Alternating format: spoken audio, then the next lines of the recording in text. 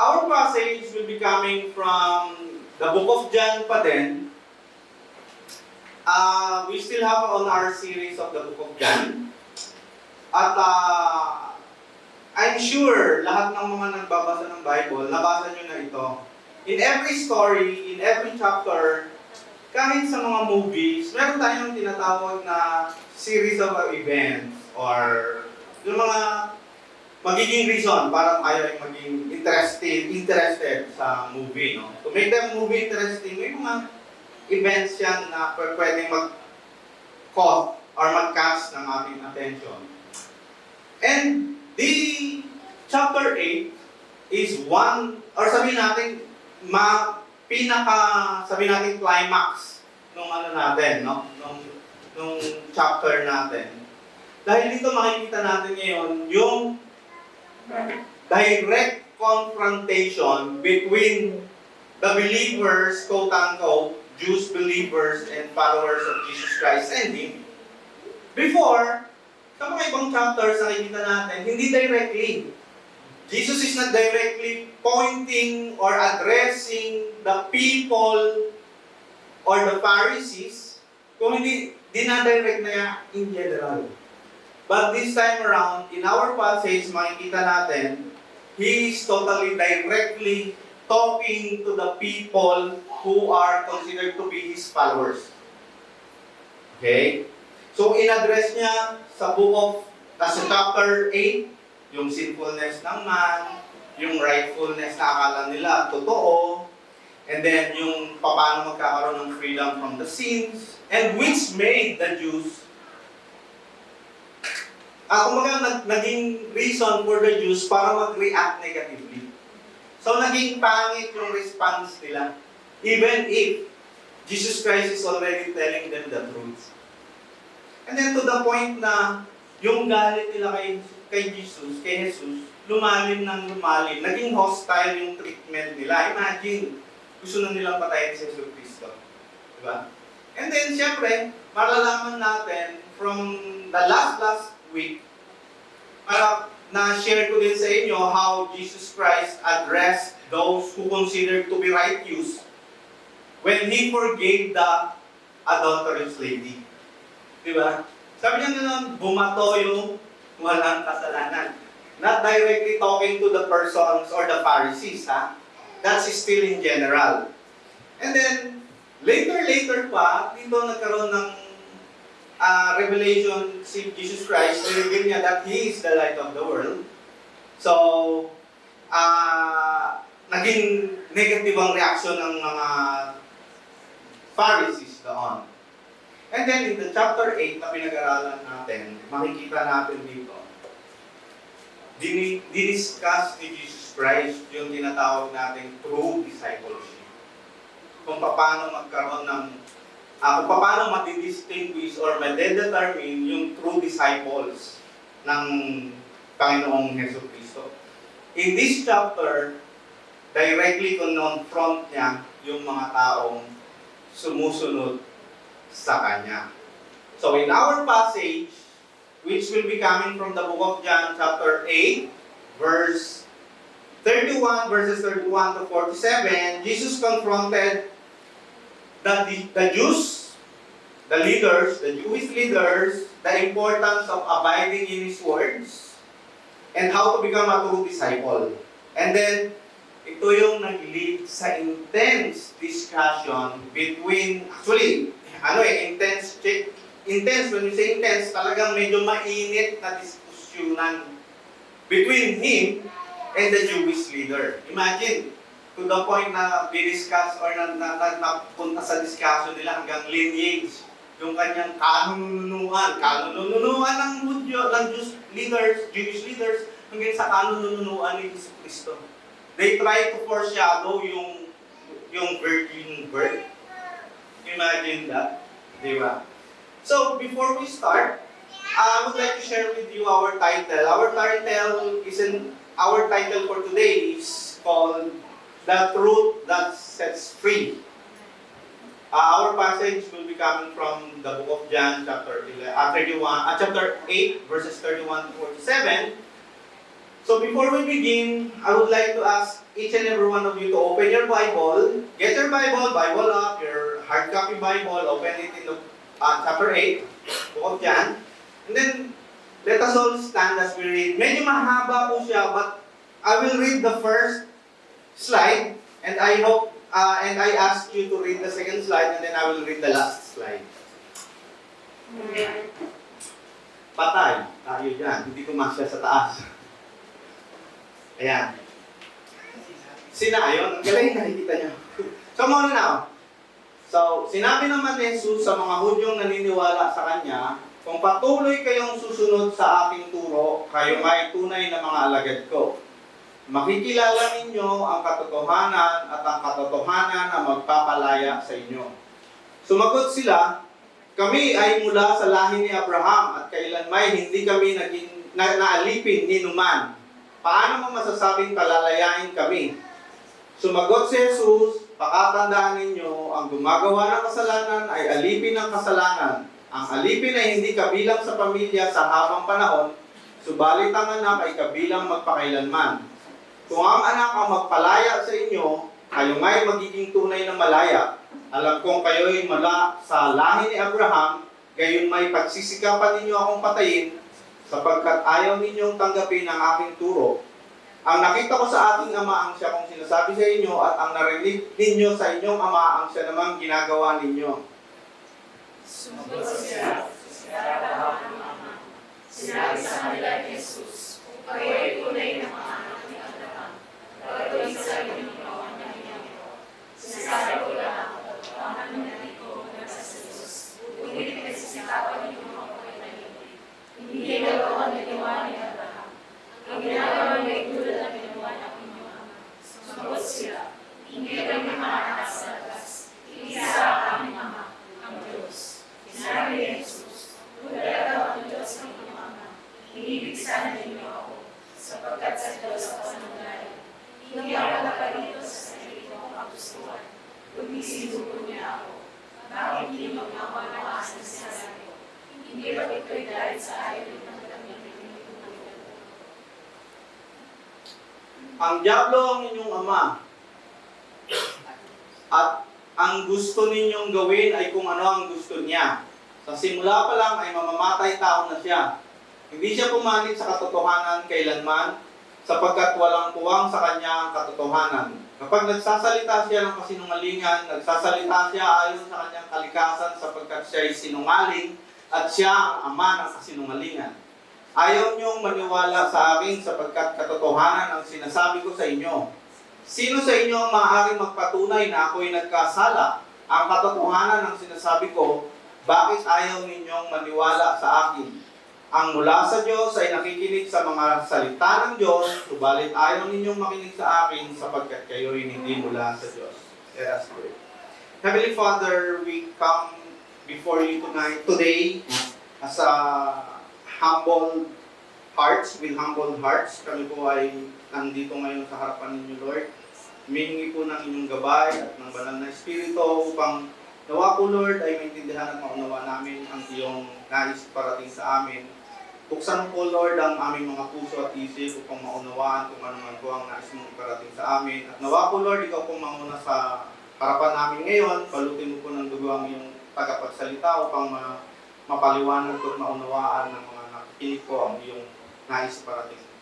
Ikaw po, Lord, ang naway may taas. At ang lahat ng ito ay tinadalangin namin sa dakilang pangalan ng iyong anak na si Kristo Jesus. Amen. Bago yung mic. Thank you very much, Brother Janet. Sa ganda po ng passage natin ngayon, madami po tayong naiisip na po pwede natin i-apply. But what I wanted to share with you is the reality ng isang buhay Christian. Lahat po tayo, kung hindi man natin aminin sa buhay natin, lahat po tayo, we are chained. Invisibly chained or locked yung mga kamay natin. And sometimes it often restricts yung paggalaw natin sa mga desisyon natin sa buhay. Hindi man natin po nakikita that we are, sabihin natin, in the bondage of something. But honestly speaking, sa passage po natin na to, marirealize po natin at malalaman natin that we are still under the bondage of sin. Oftentimes, feel natin, gusto natin kumalaw, pero because of our old habits, minsan sa takot, minsan we want to live sa kasanungalingan na nakasanayan na natin, ayaw na natin gumalaw. Minsan, naisip nyo ba, gusto kong lumaya sa bondage na to. Pero hindi ko alam kung paano. Gusto kong lumaya sa bisyo, pero hindi ko magawa. Naisip nyo ba yan? Natanong nyo sa sarili nyo, ayoko nang ayoko nang magsugal, ayoko nang manigarilyo. Pero, pagkatapos kumain, gusto kong manigarilyo. Because you feel, because of your old habits, hindi ka makakawala. Sa nagsisinungaling ka because of the old habits. Pero, sa buhay natin ngayon, meron pa rin tayong mga invisible things na hindi natin alam that we are tied to it. Pero nare-realize nyo ba that even though right now we are still living in sin, there is a possibility na even though we are still in denial and we are bound to it, meron palang possibility that we can break free from our bondage of sin. What if by our passage you will be able to get free from your bondage of sin? This, my friends, my brothers and sisters, is our main point.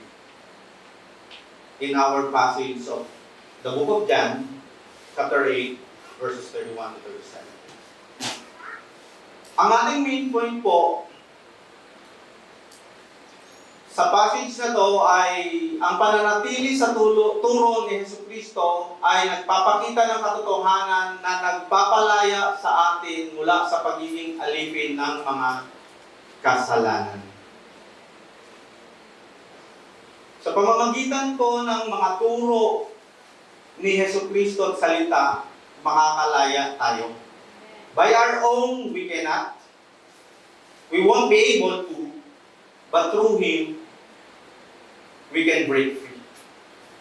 And our main point, our outline po consists of three.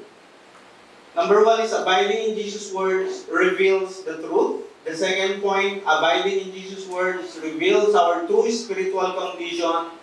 Abiding in Jesus' words reveals the true children of God. And as I mentioned po, in our passage, makikita natin continuous yung discussion ng mga Hudyo. And even though may mga threat na sa buhay ni Jesucristo, makikita natin that Jesus is still continually exposing those Jewish leader. Pinapakita niya at inire-reveal niya yung kanyang mga Jewish leaders, yung kanilang mga hypocrisy, yung kanilang mga kasinungalingan, even though they claim they are from Abraham. Di ba? So, for our first point, which will be coming from verses 31 to 32, sabi ganon, sinabi naman ni Jesus sa mga Hudyong naniniwala sa Kanya, kung patuloy kayong susunod sa aking turo, kayo may tunay na mga alagad ko. Makikilala ninyo ang katotohanan at ang katotohanan na magpapalaya sa inyo. Mapapansin natin, when you move past a verse before, the verse 31, makikita nyo doon yung word na many. Many and then many then. Many and many then. Pero take note, Jesus is not addressing those who are new believer. Yung mga believers na nakakita ng mga miracles niya during the chapter 7 and 8. Hindi yon. Kasi kung papansinin natin, sa other translation, sabing ganon, to the Jews who had believed Him. Who had, ibig sabihin, naniniwala na. Napansin nyo? If you have a different translation, possible na iba yung, pero ang pinipinpoint dito, yung mga naniniwala na sa Kanya. Diba? So sabi ng ganon, yung mga taong yan yung mga hindi lang nakakita ng miraculous signs, but they were already following Jesus. Most probably from the time He started His ministry. Yon. Di ba? Kapag tinignan natin yung word na many, ibig sabihin madami. Ibig sabihin, pinatutungkulan ni Jesus yung maraming sumusunod sa Kanya. And this reminds us the parable of the sower. Di ba? During the sharing ng Panginoon tungkol sa parable of the sower, malalaman natin doon yung 4 types of soil. The 4 types of soils consist of, unang-una yung nasa bato, yung nasa thorny, yung nasa, yung grass, yung pot, and then yung good soil. So, ina-address dito ni Jesus Christ yung mga nasa pot. Yung mga tao na sumusunod sa Kanya pero hindi talaga sila mga followers. Hindi talaga sila mga believers. Okay? So, sabi ganon sa Matthew, sabi ganon, ngunit ang mga binhig na hasik sa matabang lupa ay namunga, may tag-100, may tiga-6 na po at may tig-10. That's the sign of a true disciple. Nagkaroon ng mabuting bunga. But, dito, sinasabi ni Jesus, kung, di ba? If you will, if you hold, sa other translation, it's abide. Sa Tagalog, kung. Pag sinabing kung, ibig sabihin, may kondisyon. Ano yung kondisyon? Kung susunod. If you will abide. Meaning, alam na Jesucristo ang puso ng tao. Alam na Jesucristo na yung mga sumusunod sa Kanya, they are not a true believer. They might be following Him for the longest time, but He knows their hearts. Alam niya yung mga puso na yun. Kaya nga sinabi niya, kung patuloy kayong susunod sa aking mga turo, if you will hold to my teaching. Okay? So, dinefine ni Jesus Christ dito kung ano yung sign ng true disciple. Ano yung sign ng true disciple? Those who will hold. Yung susunod. Patuloy kayong susunod. Take note. When the word hold or abide, pag ginamit iyon, meaning, yun ay continuous. Sabi ng ganon sa Discovery Bible, yung hold or abide daw means to dwell, continue, to remain. Meaning, it implies a deep and ongoing relationship with Jesus' teachings. Dapat tuloy-tuloy ang pagsunod natin sa Panginoon. So, in short, when we say abide or hold, you should remain with Christ continuously. Remain in Him continuously. Hindi because maganda ang buhay, we remain in Him. Nagkaroon ng problem, we move away from Him. Meaning, to hold or abide, to remain in Him continuously. Tuloy-tuloy lang tayo. Abiding in His truth will definitely liberate us from the bondage of sin. Sabi pa ganon, if you abide in my word, sabi niya gano'n, dinidescribe ni Jesus Christ or ine-emphasize ni Jesus Christ if you are really my disciple. If you are really my disciple. And I want you to take note of another word. Yung word na truth. Yung word na sa Tagalog ay tunay.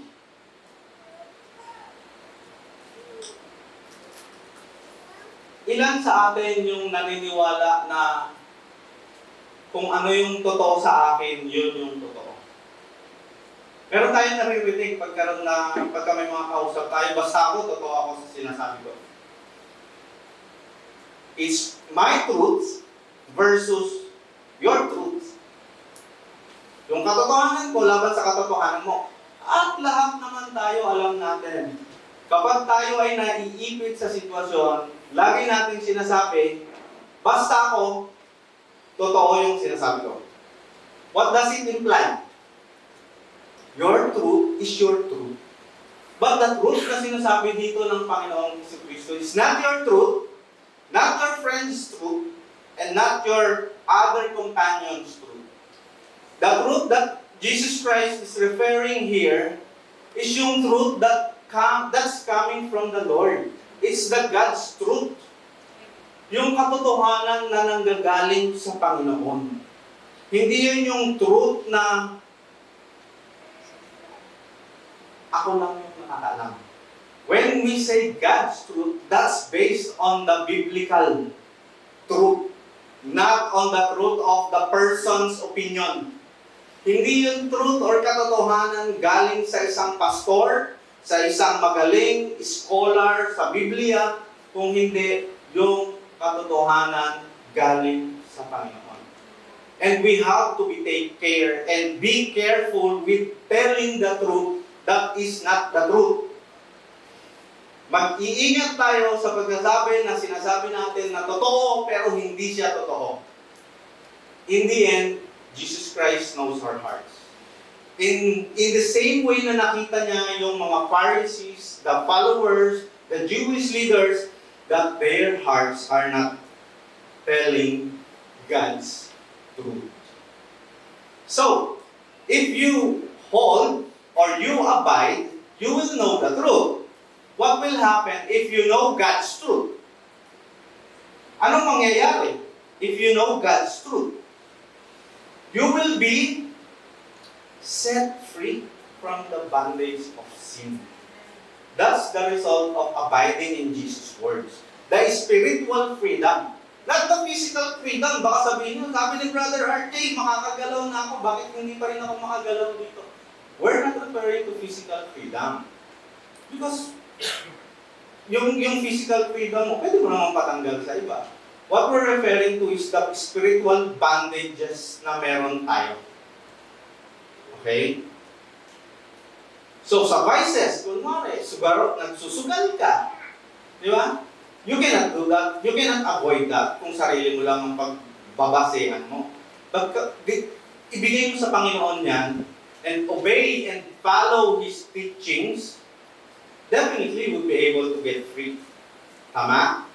Because sabi ng ganon, sa 1 John chapter 5 verse 20, at nalalaman natin na parito na ang anak ng Diyos at binigyan niya tayo ng pangunawa upang makilala natin ang tunay na Diyos at tayo nasa tunay na Diyos sa kanyang anak na si Kristo Jesus. Siya ang tunay na Diyos at buhay na walang hanggan. Yan. Makikilala natin ang tunay na Diyos. So, sabi ko kanina, if you look at yung sinasabi natin na many believers, makikita natin doon, masisimulate natin yung tinutukoy na Jesucristo sa parable of the sower. Sa parable of the sower, there are 4 soils. We have the wayside. Ayan. Nandiyan yung illustrations. Dito tumubo. And then we have the stony ground. We have the thorns, the thorny ground, and the good soil. Yan. So makita natin dyan, if you are a true believer and a true disciple of Christ, you will grow spiritually. Nasaan ba tayo dito? Ask you, huwag mo na sagutin. Naririnig ng katabi nyo. Saan tayo dito? Kung nasaan tayo dito ngayon, I encourage you in the coming days, reflect and set a devotion to yourself para mapunta tayo. What is our objective? To be the disciple of Christ, to abide in Him so we'll be able to get free.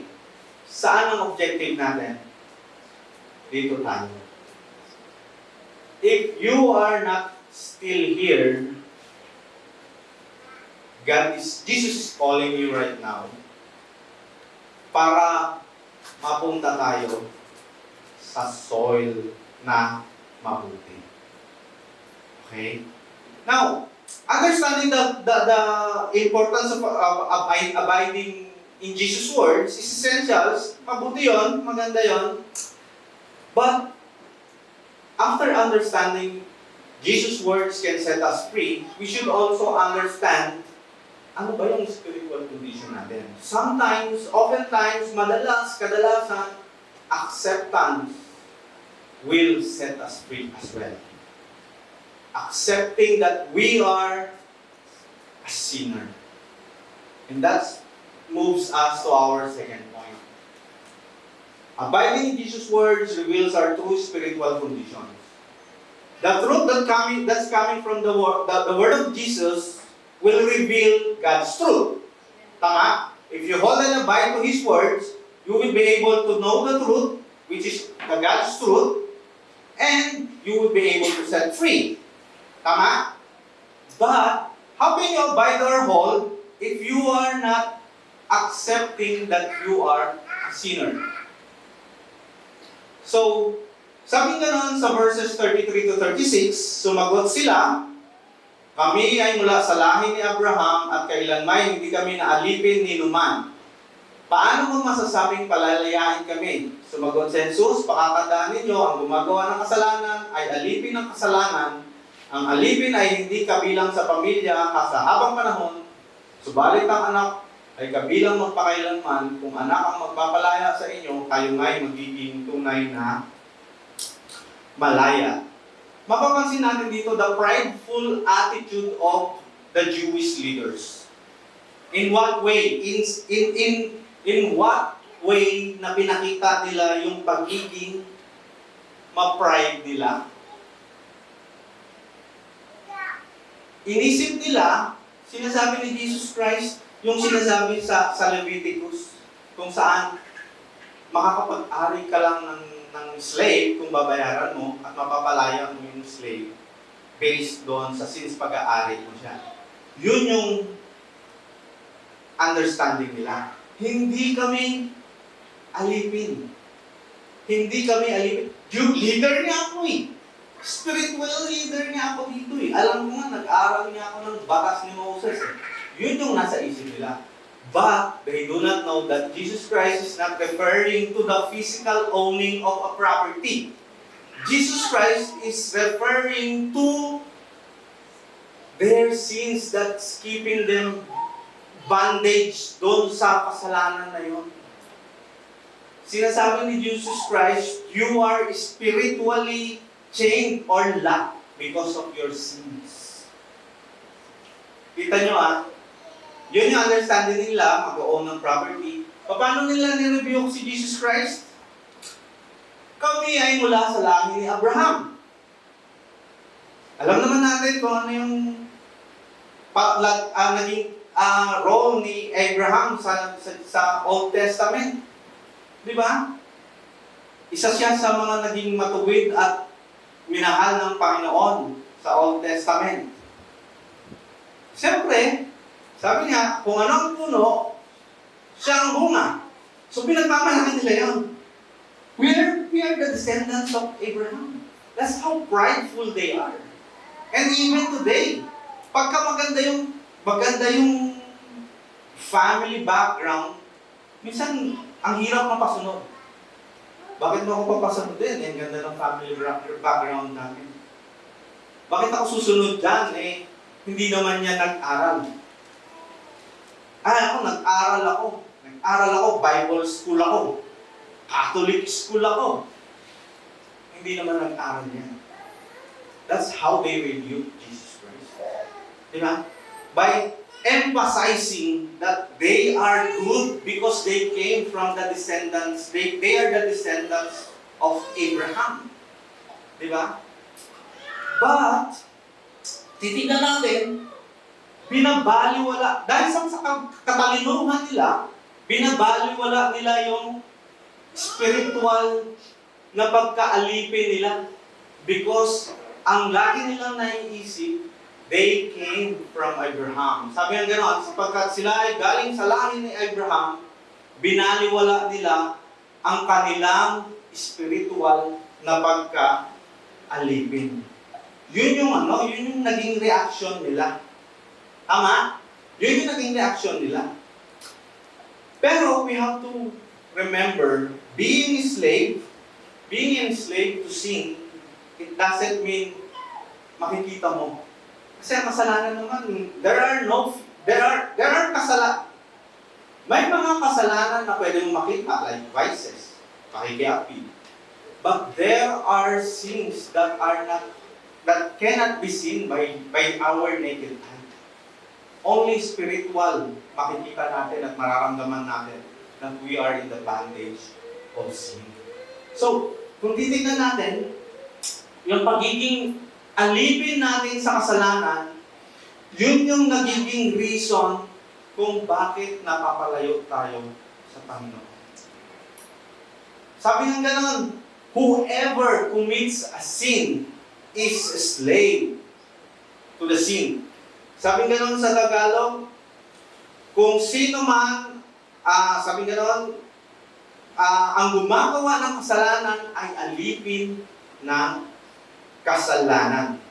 So, sabi nga nun, the person who is in habitual of doing and committing the sin is enslaved to that sin. Maraming mga alipin, maraming slaves, maraming slaves sa ngayon na hindi nila alam that they are also enslaved. In the same way, the Pharisees were enslaved to their sins. Remember, in the beginning of our chapter 8, ano sabi ni Jesus Christ doon sa pagpapatawad niya sa woman that was caught in the adultery? Bumato ang may kasalanan. So alam na Yesu Kristo, lahat ng gustong mag-convict doon sa tao na nagkasala ay makasalanan din. Kaya dito in-address ni Jesus Christ those who are usually habitual sa paggawa ng kasalanan. Enslaved ka dyan. Alipin ka dyan. Isang example ng isang kasalanan isang alipin sa kasalanan ng mga Hudyo na leaders. They are already slave to the sin. They are ignorant slaves.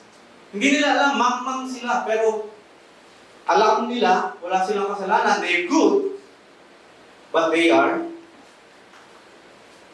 slaves. And they also forgot they were slaves before. Diba? Ito yung mga nakakaawa.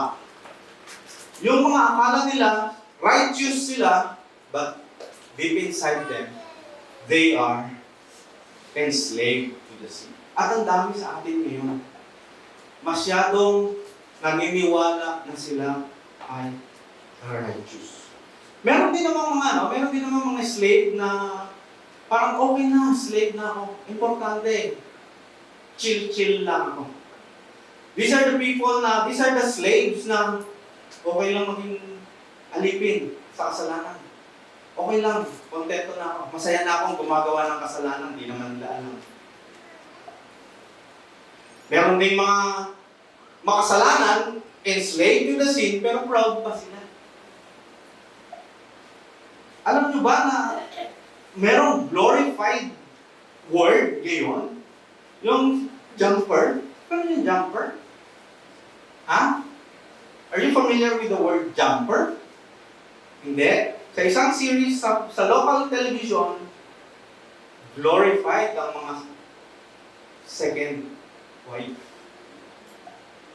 So, pinaganda yung tawag. Dati ang tawag sa mga second wife.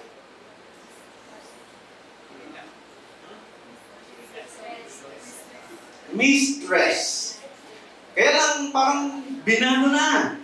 Parang baguhin na natin. Parang masyadong kilalang-kilala na yung mistress. Gawin natin, jumper. Yan, jumper. Those are the proud slaves. Proud pa sila na sila ay jumper. Proud sila that they are living in sin.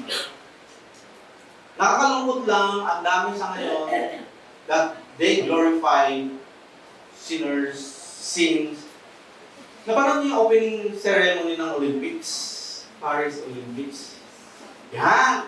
Nakita niyo yung presentation nila. They tried to mock the Last Supper. Of course, they will deny it.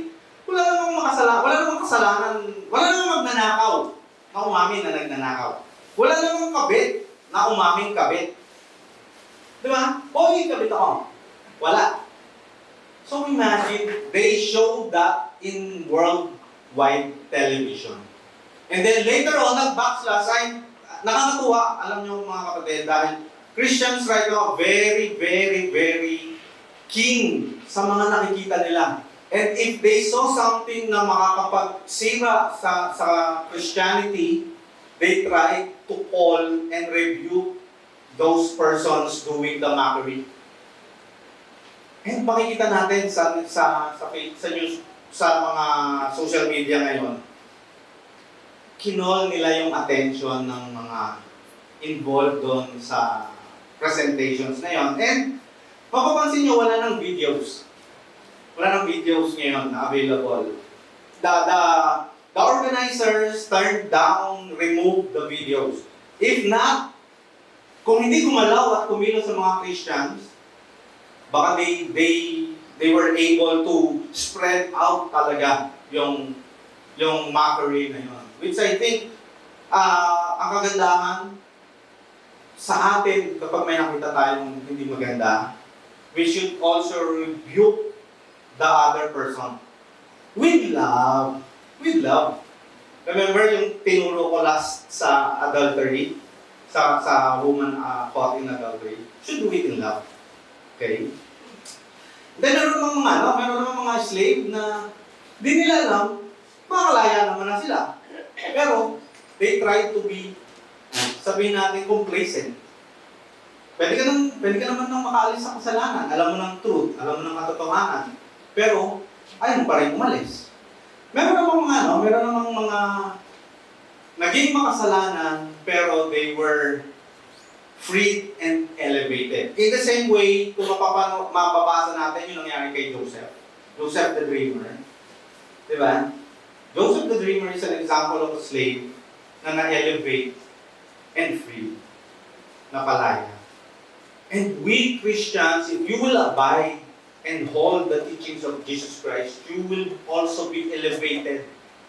Makakalaya ka and you will be elevated in the kingdom of the Lord. Kung paano naging, anong term sa position ni Joseph that time? From, parang naging, sa atin, parang mayor ba? Governor na yung level niya, no? Sa Egypt that time. Dati lang siya nakakulong. Di ba? So, we as Christians, kung pwedeng mangyari sa atin yun. But there's a condition that needs to be fulfilled. Ano yung condition? If you hold or abide in Jesus' teachings. Sabi ganon, pinaliwanag pa nga ni Jesus Christ doon. Yung slave, hindi yun mag-abide sa house ng kanyang amo. But the son will always be abiding in the house forever. Mag-i-stay yun doon. And you, if you are truly the son, children of God, you will definitely abide in His teachings. Tandaan natin that the reason why napapalayo tayo sa Panginoon is because of our sins. Ito yung hindi nakita ng mga Hudyo because of their pride. Napalayo sila sa Panginoon because nasira yung relasyon nila sa Panginoon dahil sa kasalanan. Yan yung na-miss nila. Na-miss nila yung ino-offer na katotohanan at pagkakapalaya sa kanila sa kasalanan ng Panginoong Jesucristo because of their sins. Pero, hindi nila nalaman that the way for them to be free is by abiding in the Son. So, sabi nga, only the Son can set us free. No other way. No good works, no devotion sa mga saints, walang devotion sa mga priests, sa pastors, but only through the Son, Jesus Christ. Wala nang ibang makakapagpalaya or makakapag-set ng freedom kung hindi si Jesus Christ. Ibig sabihin, kailangan natin si Jesus. Si Jesus lang ang kailangan natin. Wala nang iba. Hindi yung boyfriend mo, hindi yung kuya mo, hindi yung kapatid mo. Sino makakapagpalaya? Meron kasi iba. Andyan si uncle. Ayokong uminom, makikita ni uncle. Pag wala na si uncle, balik sa dati. Ay, wala na si kuya. Pag nalaman ni kuya na nagsusugal ako, hindi ako bibigyan ng allowance. Akala mo, nawawala yung pagsusugal mo. Diba? Because you are relying on the person. Paano wala na yung person na yan? Walang ibang mananatili sa atin kung hindi si Jesus lang. Wala nang iba. Your parents will not be there for a long time. They will be gone. Mawawala. Ako, wala na akong magulang. Way back 2014 pa lang. My mother died 1999. So, kung doon ako magre-rely sa kanila, wala na. Diba? The Pharisees were also blinded the same way. Akala nila, ang spiritual liberation nila, nandoon sa pagsunod nila sa batas, sa Jewish law. Diba? Kaya nga sabi nga ni Jesus Christ, the Son makes you free, you shall be free indeed. So the slaves of the sin cannot by himself change his status. He cannot convert himself, nor can he be converted by any fellow sinner. So walang makakapagbago kung hindi ang Panginoong Jesucristo. Imagine niyo yung sarili niyo that you were entangled by a web. And the web simply just, sabihin natin, replicates your sin. Yan yung kasalanan natin. The more you strangle out of the web, ano nangyayari? The more you try to break, nakita niyo langaw? Yung langaw, pag naipit yun, na-stuck yun sa web, ano nangyayari? Kumipiglas, di ba? Pag kumiglas yun, lalo siyang kumakapit doon. Sa kumunod, ganun din naman eh. Di ba? Quicksand. So, the more you struggle on your own, the more you rely on your own, mas lalo kang matatali. So, paano ngayon natin mapapalaya ang sarili natin? So, for example, yung sabihin natin isang employer kunwari, na hindi ibinibigay yung actual na compensations ng mga employees nila. Do you think pag nag-a-class yung mga employees na yon, makukuha na nila yung gusto nila? No. Baka nga mawalan sila ng trabaho. Di ba? So if you pray, kaya nyo yun. Because anything can be done by Jesus Christ. Paano kung halimbawa, mayroong isang preacher, panay prosperity ang naging puro? Kaya ba ng congregation? Of course, kaya. But without the help of the Holy Spirit, para lang kayo nagre-rebelde. Para kayo si Barabas. Ipako sa krus, sabi niya nun. In exchange of Barabas.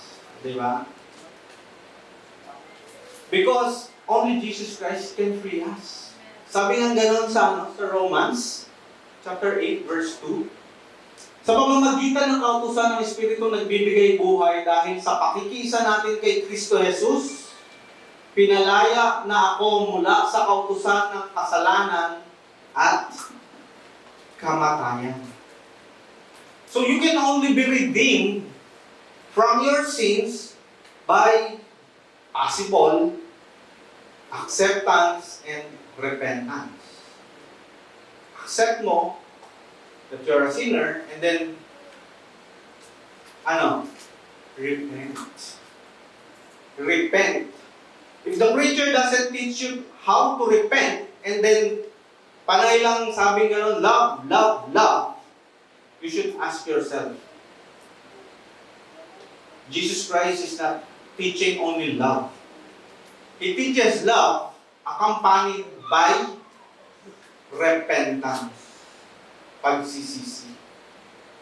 And then, when you repent, you have to live your life the same way Jesus lives His life. Seek deliverance, ask for God's guidance, maging humble tayo, accept natin that we are a sinner, that it's only God's grace that we can be free. And then maging honest tayo sa sarili natin. You have to be honest. Saan ba yung mga areas kung saan ako ay enslaved by sin. Saan ako natatali? Hindi ko naman alam. Hindi rin alam ni Pastor Jason. Hindi rin alam ni Brother Jaren kung saan kayo enslaved. Only you, by accepting and admitting that you are a sinner, doon mo lang malalaman kung saan ka enslaved. So, recognizing that the truth will set us free, we abide to His words. Recognizing our spiritual condition, importante yan in order for us to be free. But, we also have to understand, ano nga ba ang mga dahilan or characteristics of being a true children of God. That moves us to our last point. Kayo muna, mahaba. Our last point is abiding in Jesus' words reveals the true children of God. Verses 47 to, verses 37 to 47. Pwede bang tumayo kung may magbabasa? Sige, wala lang. Ay, sis Arya. Sige. Alam ko kayo mula sa lahi ni Abraham, gayon may pinagsisikapan niyo akong patayin, sapagkat ayaw niyong tanggapin ang aking turo. Ang nakita ko sa aking ama ay siya kong sinasabi sa inyo, at ang narinig ninyo sa inyong ama ang siya namang ginagawa ninyo. Ang diablo ang inyong ama. Sumagot sila, si Abraham ang aming ama. Sinabi sa kanila ni Jesus, kung kayo'y tunay na mga anak ni Abraham, gagawin sana ninyo ang kanyang ginawa. Sinasabi ko lang ang katotohanan na narinig ko mula sa Diyos, ngunit pinagsisikapan niyo akong patayin. Hindi ganoon ang ginawa ni Abraham. Ang ginagawa niya tulad ng ginawa ng inyong ama. Sumagot sila, hindi kami mga anak sa labas, iisa ang aming ama, ang Diyos. Sinabi ni Jesus, kung talagang ang Diyos ang inyong ama, iniibig sana ninyo ako, sapagkat sa Diyos ako nanggaling. Hindi ako naparito sa sarili kong kagustuhan, kundi isinugo niya ako. Bakit di niyo maunawaan ang sinasabi ko? Hindi ba't ito'y dahil sa ayaw niyong tanggapin ang pinuturo ko? Ang diablo ang inyong ama, at ang gusto niyong gawin ay kung ano ang gusto niya. Sa simula pa lang ay mamamatay tao na siya. Hindi siya pumanig sa katotohanan kailanman, sapagkat walang uwang sa kanya ang katotohanan. Kapag nagsasalita siya ng kasinungalingan, nagsasalita siya ayon sa kanyang kalikasan, sapagkat siya ay sinungaling, at siya ang ama ng kasinungalingan. Ayaw niyong maniwala sa akin sapagkat katotohanan ang sinasabi ko sa inyo. Sino sa inyo ang maaaring magpatunay na ako'y nagkasala? At kung katotohanan ang sinasabi ko, bakit ayaw niyong maniwala sa akin? Ang mula sa Diyos ay nakikinig sa mga salita ng Diyos.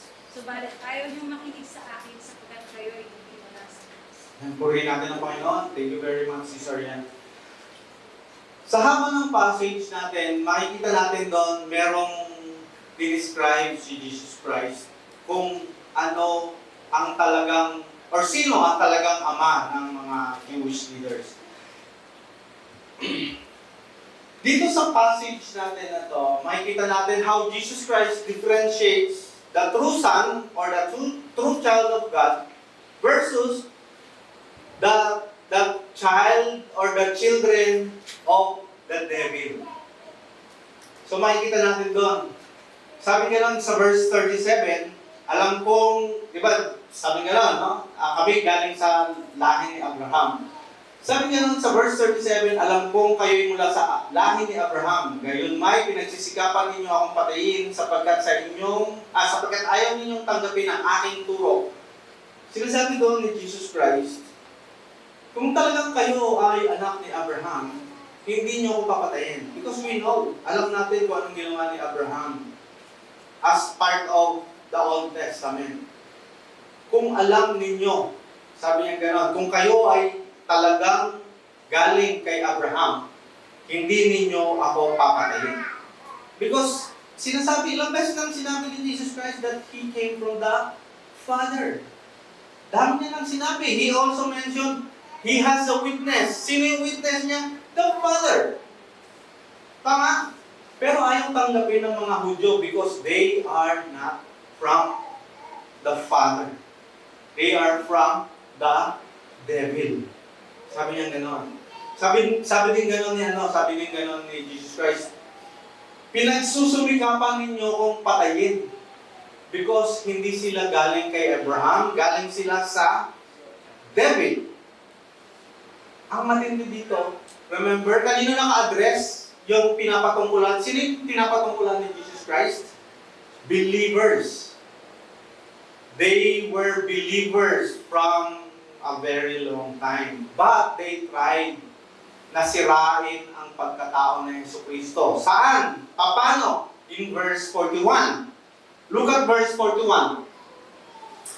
Ang ginagawa ninyo ay tulad ng ginawa ng inyong ama. Sumagot sila, hindi kami mga anak sa labas.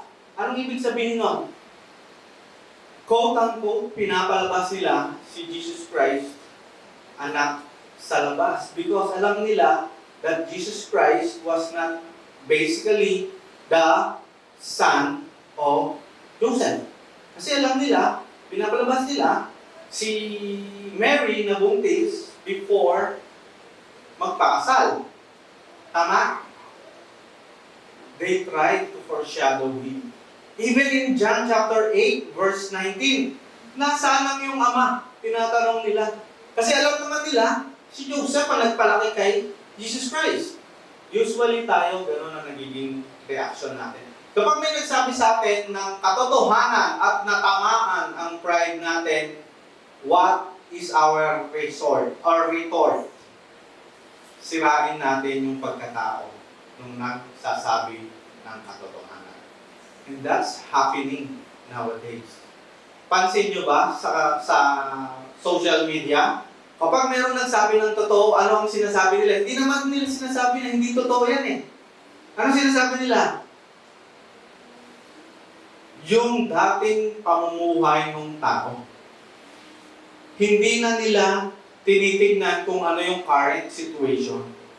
And then sinabi ni Jesus Christ doon, in verse 44, binigay niya yung insight or characteristic ni Satanas. In verse 44, ang diablo ang inyong ama at ang gusto ninyong gawin ay kung ano ang gusto niya. Ito yung characteristic ng anak ng diablo. Sa simula pa lang ay mamamatay tao na siya. Hindi siya pumanig sa katotohanan kailanman sapagkat walang puwang sa kanyang katotohanan.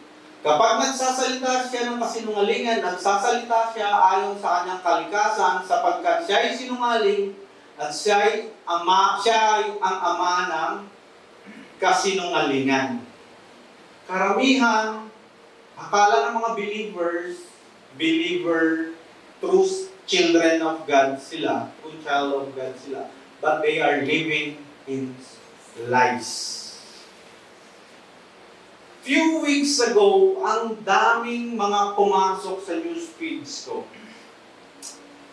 about a certain pastor preaching, sharing in the pulpit about the false characteristics of Yahweh.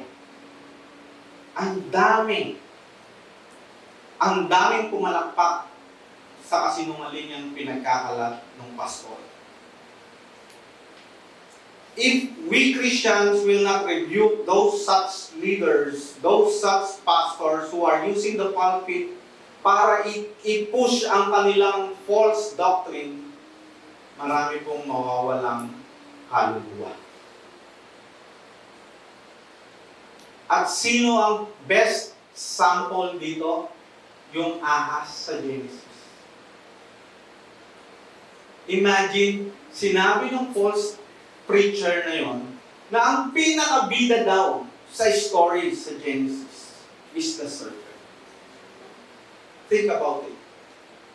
If you are a true son of God, will you accept that? Tatanggapin natin yun? No. And there are so many na sabihin natin, what preachers? Yung tumatayo sa pulpit that are trying to mislead their congregations. Ang dami. Sa ngayon, double time si Satanas para sirain ang katotohanan ng Panginoong Jesucristo. And kapag nagsalita tayo ng totoo, ang nagiging retort nila doon is nagagalit, ayaw nilang tanggapin ang katotohanan, and much worse, sisirain nila pagkatao natin. Be ready. There are those who will do that to us. If you are the true son of God, be ready. Be ready. Maraming gagawa sa atin ng gano'n. But, take note, sinabi ni Jesus Christ kung ano yung mga characteristics ng isang tunay na anak ng Diyos. Unang-una, yung tunay na anak ng Diyos, sumusunod at nagmamahal sa Kanya. Sumusunod at nagmamahal sa Kanya. Pangalawa, nagsasabi ng katotohanan galing sa Diyos. Hindi galing sa sarili niyang opinyon.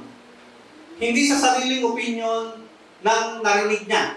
Hindi sa opinion ng galing sa leaders nila, but yung galing sa Scripture. The biblical truth.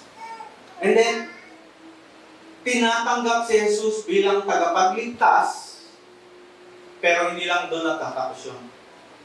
Kapag tinanggap mo na tagapagligtas si Jesus Kristo, dapat mananatili tayo sa Kanyang salita.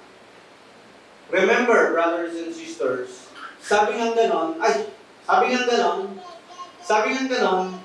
our actions and responses to Jesus' teachings reveal our spiritual parentage. Kung saan at sino ang ating Ama. Yan. So, tatlo, marami pang ways, but to be clear, unang-una, the true Son of God tells the biblical truth. The true Son of God follows and obeys, love the Lord. And 3, accepts Jesus Christ as their Savior and abide in His Word. Yan. So, mapapansin natin, kapag ang bata, nakita natin, usually, tinatanong natin, sino yung magulang niya. Pag ang bata, medyo may napakabait or mabait, sinasabi natin, kaya pala, kasi siya ay anak ni ganito. Kaya pala, kasi siya ay anak ni ganyan. Tama ba? Kaya pala siya mabait kasi anak siya. Kung makulit, bait-bait ng magulang nito, bakit ang kulit din? Diba? That's the sign. Ano ang sinasabi ng nakakakita sa inyo kapag kayo ay nakita nila? Yan ay anak ng Diyos. Yun ang gusto natin. Ayaw natin sabihin na yan ay anak ng devil. Tanungin nyo nga yung katabi nyo, Uy, anak ka ba ng Diyos? O anak ka ni... Sige nga, sabihin nyo nga dyan. Uy, anak ka ni ano Di ba? Because, take note, kung titignan natin, sa sinabi dito ng Panginoong Jesucristo in verse 45, ayaw niyong maniwala sa akin sapagkat katotohanan ang sinasabi ko sa inyo. Kapag may nagsabi sa inyo ng totoo, halimbawa lang, ako, honestly, there are times, mini-message ko yung mga, ilan sa mga brothers and sisters natin, ano yung pwedeng improve, ano yung pwedeng ayusin, meron ba ako nasabing heretic or something. Because I want to know the truth. Kayo ba? How will you react? If somebody will approach you, alam mo, simba ka ng simba, pero hindi naman nakikita yung katuruan sa buhay. How will you react? Will you react the same way that Jewish leaders react? Or you will accept and be humbled enough to accept that you are a sinner and needs Jesus Christ as your Savior. Lagi natin iisipin, malalaman kung sino talagang Ama natin base sa gawa at pagtugon natin sa mga turo ni Jesus. Kahit sabihin mong ikaw ay Christian for how many decades, kung ikaw ay Christian every Sunday, hindi ka anak ng Diyos. Kung Christian ka lang dahil Christian ang kasama mo, pero pag hindi na Christian ang kasama mo, you belong to them in the same way na ginagawa nila, you do what they do, then you are not the son of God. Kung ikaw ay Christian dahil sinabi ni Pastor Jason, dapat a-attend ka ng discipleship, at ikaw ay uma-attend dahil lang sa sinabi, you are not the son of God. Pag sinabing ganun, ay may announcement, may fervent prayer, a-attend ako kasi in-announce. You are not the son of God. But the Son of God knows the truth and that will set them free and accepts Jesus' teachings. Because sabi nga ni Pastor Rick Warren, the Spirit of God uses the Word of God to make us like the Son of God. Yung Espiritu ng Diyos ang ginagamit or gumagamit ng salita ng Diyos para maging anak tayo ng Diyos.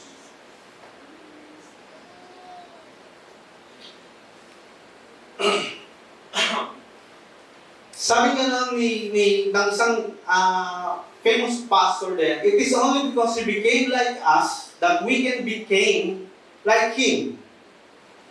He became man so that we can become, Jesus became man so that we can become like Jesus.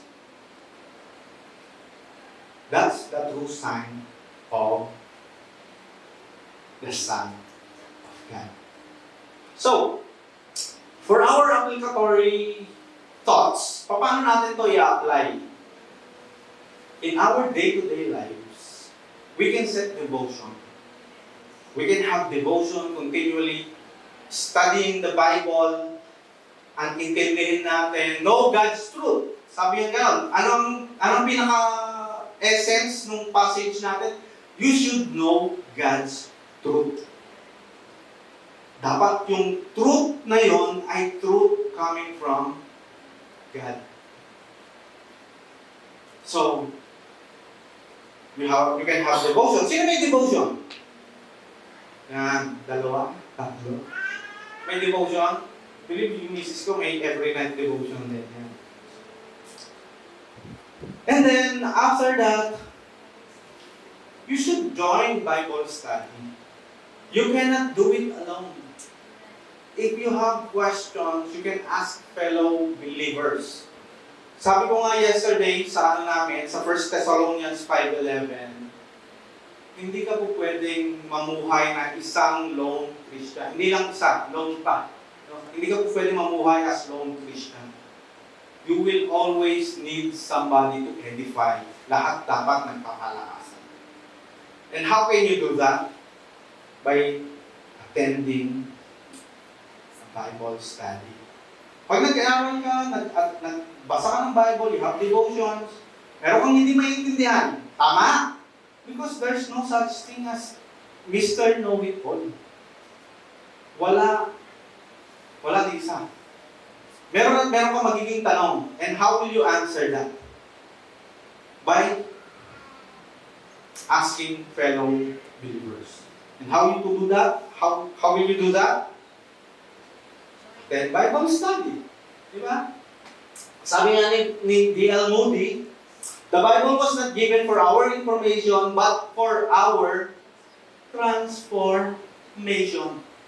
Yung Bible, hindi lang para dito, kundi pagbabago ng buhay. Ang daming mga magagaling magbasa ng Bible. Lahat ng verses, ang galing, kabisadong kabisado, puro highlight ang scripture. Pero tingnan mong buhay, nagbago ba? May transformation ba? May pagbabago ba? And then, aside from that, you should be obedient to the Word of God. And not only that, syempre, maging obedient din tayo sa leader natin, sa pastor natin, sa mga leaders natin. Because obedience is a sign of humility. Hindi ka makakapag-abide kung ikaw ay proud. Hindi mo matatanggap ang salita ng Diyos kung wala kang obedient. Then, magkaroon tayo ng tinatawag nating meditation. We can meditate, emulate God's love, maging witness tayo, maging yung last fervent prayer natin, being a witness. No? Hindi lang tayo tinawag para pumalakpak. Baka mamaya yung notes natin, punong-puno na, pang-apat na libro, pang-apat na notebook na yan. Pero have you acted on those notes? Ano na yung mga nagawa mo dyan sa mga notes natin? Ano na yung nagawa ninyo? Ano na yung nagawa ko? Actually, ako. God is talking to me regarding dito. Ano na yung nagawa ko? Ang dami ko nang nabasa, ang dami ko nang nalaman, ano yung nagawa ko? So this time, siguro, ang nakikita ko na lang na isa sa mga importante gagawin natin dito is live with integrity. If you are truly the Son of God, live like Him. Avoid doing sins na dati mo nang ginagawa. Take note, sabi niya gano'n, when you create a wrongdoing, mistake yun. If you do it again, that's not a mistake. That's a choice. Pinili mo na yun. Repeating committed yung sins na ginagawa natin, that's not a mistake. It becomes what? Your choice. I would like to end po sa passage natin ngayon na sa passage natin today, natutunan natin that true discipleship involves what? Continuing in His teachings, which leads to knowing the truth. Knowing the truth will definitely set us free, and falsehood, at the same time, it reveals God's truth. Through His words, as Jesus exposes yung tinatawag natin reality of our spiritual state, challenge niya tayo, paano tayo magiging free? Paano natin ma-reveal ang katotohanan? Paano natin ma-accept ang katotohanan? Paano tayo ma-redeem in Jesus alone? That is by what? Accepting our spiritual condition. Even if we accepted that we are spiritually down, or sabihin natin, yung sinners tayo, kailangan ma-distinguish din natin ano yung difference at characteristic or katotohanan ng isang anak ng Diyos. Dapat malaman natin that even if sa sarili natin, alam natin na ang katotohanan, we have to abide, and at the same time, what? Tignan natin if we are truly the Son of God. We have to live with His teachings. I would like to end with this, with the passage from Galatians chapter 3 verses 13 to 14. Sabi ganoon, Christ redeemed us as the curse of the law, becoming a curse for us. For it is written, sa Tagalog, tinubos tayo ni Kristo mula sa sumpa ng kautusan, nang siya ay sinumpa para sa atin, sapagkat nasusulat, isinumpa ang bawat binibitay sa punong kahoy. Ginawa ito ni Kristo upang ang mga pagpapalang ipinangako ng Diyos kay Abraham ay makamtan din ng mga hentil sa pamamagitan ni Kristo Jesus, at sa pamamagitan ng pananalig ay matanggap natin ang Espiritong ipinangako ng Diyos. Brothers and sisters, Ngayong araw na to, today, God is calling us to examine ourselves. To examine our spiritual state. Alamin natin, ano ba yung relationship natin sa Panginoon? Totoo bang tayo ay anak ng Diyos at hinahanap natin ang katotohanan galing sa Kanya? Or tayo ay nabubulag ng ating pride at ng ating kasalanan? Brothers and sisters, let us commit to being true disciples of Jesus Christ, abiding in His words, and reflecting His truth in our lives. As we do, we will not be able to experience the freedom and joy. We will not be able, hindi lang natin mai-enjoy. Yun, mas maganda sa Tagalog. No? Hindi lang natin mai-enjoy at mai-experience ang kalayaan at katuwaan sa kalayaan bilang anak ng Diyos, kung hindi magagamit tayo ng Panginoon para maipahayag ang katotohanan niya at salita niya sa buong mundo. So, hindi na tayo enslaved. After all, sabi ng ganon, Jesus already paid it all. All our sins, lahat. We have the receipt. Meron tayong resibo that Jesus Christ already paid it all. And we know, alam natin, ang kasalanan, kung anong magiging ng kasalanan, for the wages of sin is death, but the gift of God is eternal life in Christ Jesus our Lord. It's in Romans 6:2. For the wages of sin is death, but Jesus paid it all. Binayaran na ng Panginoong Jesus. With that, brothers and sisters, I would like to invite each and everyone to stand as we pray for our short closing prayer. Glorious God, thank you, Lord, for your word. Thank you, Lord, for your insights. Thank you, Lord, for giving us your word and passage for today from John chapter 8, verses 31 to 47. Maraming salamat po, Lord. We are grateful for the freedom that you are offering to us through your truth, through Jesus Christ. Maraming salamat, Lord. We thank you, Lord, for everything, for the strength, for strengthen our resolve, para mabuhay po kami ng naaayon sa iyong katwiran at katotohanan. Lord, help us to remain steadfast in your word. Hindi po namin kaya, Lord, yung mamuhay ng wala ka. Hindi po namin kayang mapalaya ang sarili namin sa kasalanan. We cannot free ourselves in the bondage of sin, Lord. And as we live, Lord, today, as we live this fellowship, Lord, may we reflect and live to your truth. May your Spirit continues to guide us. Gabayan mo po, Lord, and protects us. Empower us to share your word, Lord, to share your truth to each and every one. And as we live, Lord, may your shining light be our guide. And your grace and your mercy be with us in every day of our life. We ask this through your Son, Jesus Christ. Amen. Through your Son, Jesus Christ.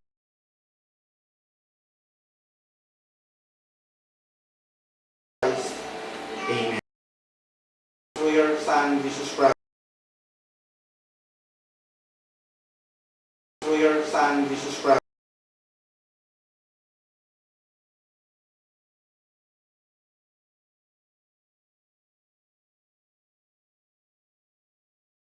Through your Son, Jesus Christ.